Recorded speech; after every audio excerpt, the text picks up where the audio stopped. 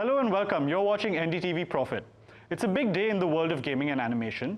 The Cabinet today approved the establishment of the National Center of Excellence, or NCOE, for animation and visual effects at large. Information and Broadcasting Minister Ashwini Vaishnaw announced that this center aims to leverage India's blooming visual effects industry and will be at par with India's prestigious institutions like the IITs and IIMs. To talk more about this today, I am joined by Jain, the Managing Director of Primus Partners, and Vaibhav Kumaresh, the Founder and Creative Director of Vaibhav Studios. Welcome to the show, gentlemen. Thank you so much. So, Samir, let's get right into it. How do you see this conversation playing out over the next couple of years, or let's say just months to come? To say the least, this is something which is 17 years in the making, when the first time conversations around how animation and VFX has started to become more and more prevalent into the media and entertainment sector. And the thought that if India has to compete at a global platform, we need to have a center of excellence which promotes new age technologies, skills to compete at that level. And of course, India being a land of stories can take its stories to the global audience. And I'm very happy to have played a part in creating this NCOE, but also now having seen this being approved. I am now very, very confident that within the next few months or so, we should see the foundation of it being laid in one of the institutions that you called out, wherein we would get rolling with respect to the various programs that have to be designed, the industry engagement that will start to happen, and of course the setting up the innovation lab and the production studios that I should see get going within the next 2 months now that the NCOE has been approved. Sure, thanks for that. Vaibhav, I just want you to jump in right there. You've worked in the industry for a while, specifically when it comes to animation. You also teach at schools. You end up being visiting faculty at some of these places. Just walk me through, what it looks like. What do students want? What are students doing with the education that they end up getting in these sort of fields? So Rwit, I feel that there are two verticals to this. Like there is training and there's education. So I'm hoping that there is a mix of both in the NCOE curriculum. But from what I see, there is a large focus on the training aspect of it, because it is primarily trying to create job-ready individuals. So it would be like, training someone in typewriting in a couple of days and expect them to get a job. Whereas education is slightly larger. Just because you learn typing, it's not necessary that you know the language, say English or Hindi. So my excitement is in the education side of it, and I'm hoping that there will be more wholesome inputs in the curriculum. I'm also excited to see, Mr. Vaishnaw mentioning that there will be special focus on IP creation, which I feel is very, very important, because more than design in India or make in India, it's very important that we design for India or make for India. If we have a robust industry within our country, like by industry, I mean when we have an audience or consumers in our country, that would make our industry much stronger than catering to clients abroad. So make in India, make for the world is very good, but I think there should be a lot of focus on make for India, especially when it comes to animation or IP creation. I think make for India is very, very critical in my head.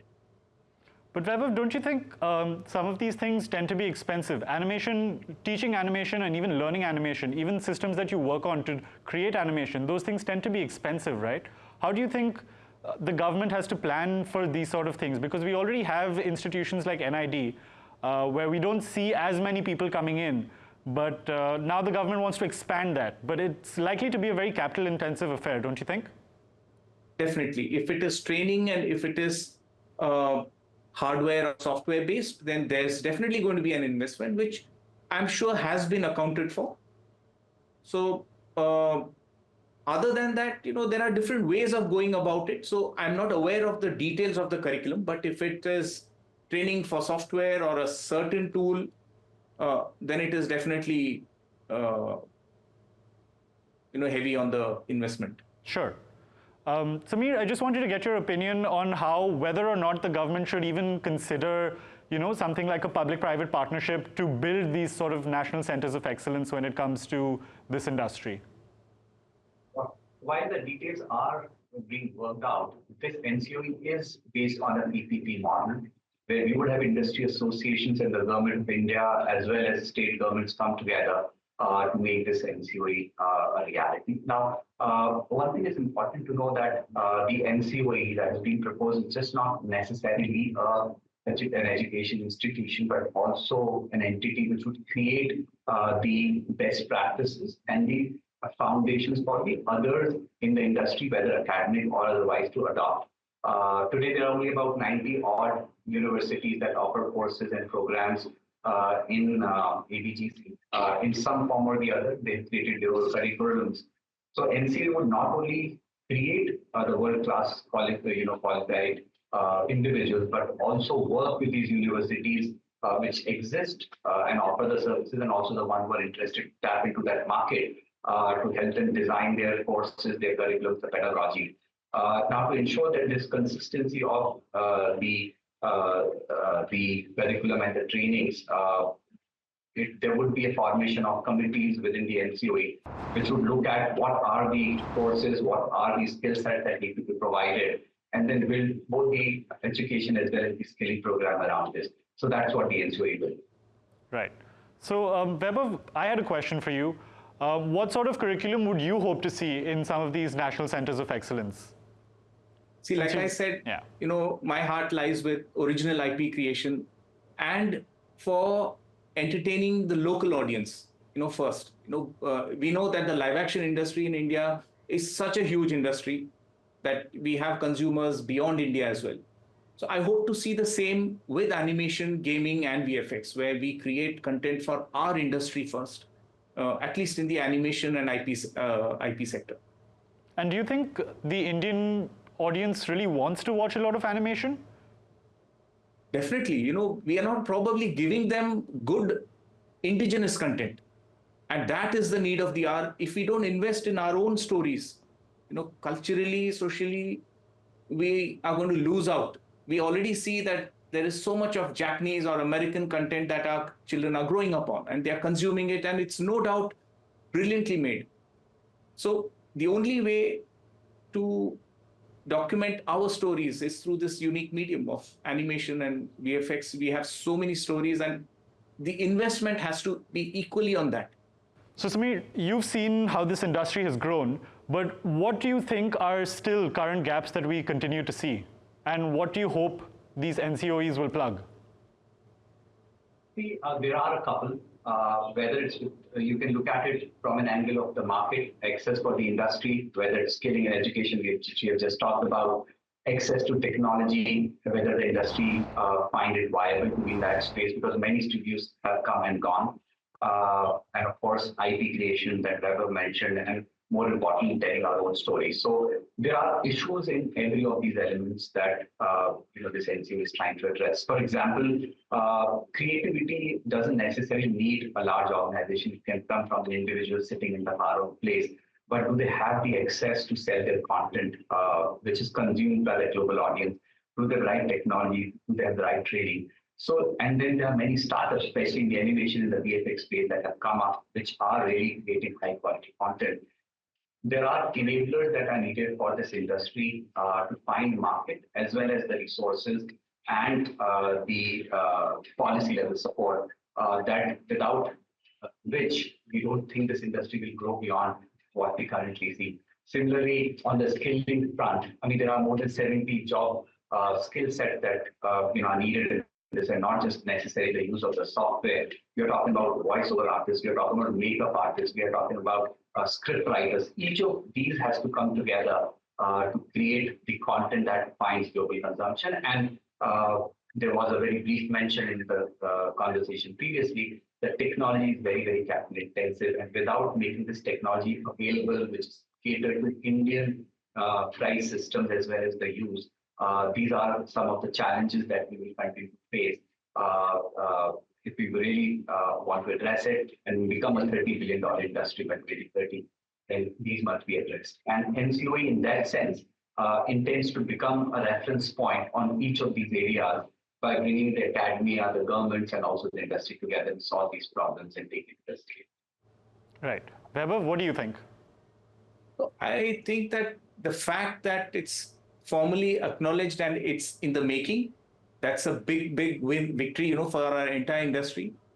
I think going ahead, it's our responsibility to make it happen. Like Samir was mentioning, industry experts, like I have mentioned to our, the task force members that my services are always available in whatever capacity I can contribute, because it's a huge deal, it's a huge plan, and all of us will need to work towards making it happen. So this is the start. So what is stopping currently existing OTT platforms from actually coming to existing studios and being like, hey, you're making great content, but we don't know how to pitch you to, our own in-house teams. Can you make something for us? Is there a possibility there, or are we just not there yet? Oh, that is already happening. I mean, if you really look at Netflix, although we still look at mainstream content, but if you really go deeper in the library, you'll see a lot of content from Indian producers and creators that has already started to find its way into Netflix and primes of the world. For example, Graffiti, its animation content has already been broadcasted simultaneously by both Prime and Amazon, which looks at 52 characters from India during the independence era. So it is happening, but there's a lot that has to happen because India still remains a net importer of the content, but we have lots of stories to tell. Once NCOE comes into place and there is a large motivation for the industry to grow, then the quality of our content would only improve for that global audience to be found. Right. Vaibhav? I agree, there has to be a thrust on more production, which I'm hoping will happen now, because I'm assuming there is a fund for this content creation as well. So I think on merit, as content is selected and production is initiated, I think we'll get to see much more of that on, on the OTT or theatrical releases. A successful theatrical release is very much due. That if that happens, it can be industry changing. So I'm looking forward to that. But is it because the studios just aren't willing to take that risk when it comes to animation?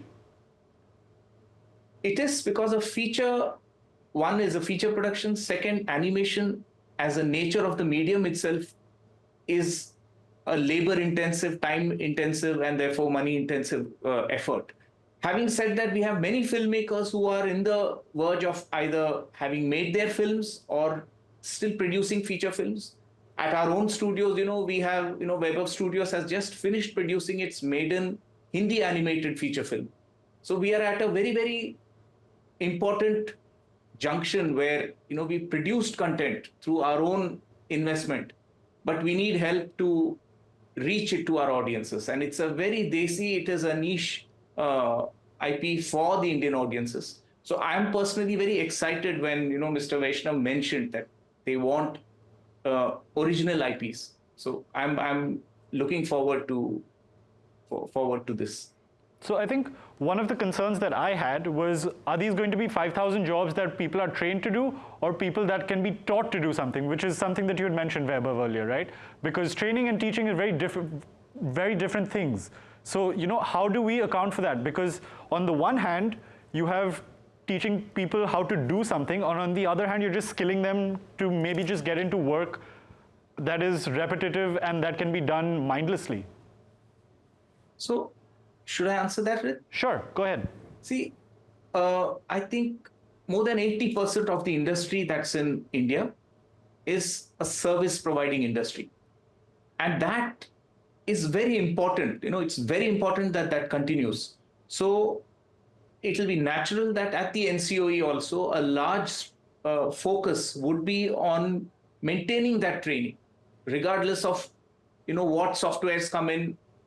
The update has to reflect in the curriculum, and students will definitely have to learn tools as well. But then don't you think it becomes a question of skill versus creativity? You can be skillful but not very creative, but you can be creative but not very skillful. Yes, but we need the soldiers. We also need the generals. to plan where our industry should be heading. So I'm assuming that the NCOE would definitely have a mix of this, because being in the task force, we too had shared all our suggestions, and the creative aspect of it is something we've stressed before. And like I said, we will be very happy to participate and make it happen. It's at a very nascent stage right now. I'm very happy that it's been introduced formally now, and it's up to us to build it to our expectations. Right. So Samir, I think just to wrap up really quick, I was just wondering about what sort of roadblocks do you potentially foresee in something like this being implemented and then actually being consistent throughout, the next couple of years, or ad infinitum, so to speak? See, NCOE is all but one institution. And today we are talking about creating a $30 billion industry, which would employ 20 lakh people by 2030. And there's a lot of roadblocks that have to be removed. I think one of the first things that should happen once the NCOE starts to take shape is for states to also join hands. When the concept of NCOE was being discussed, there were about 3 states which had some reference to ABGC in many of their policies.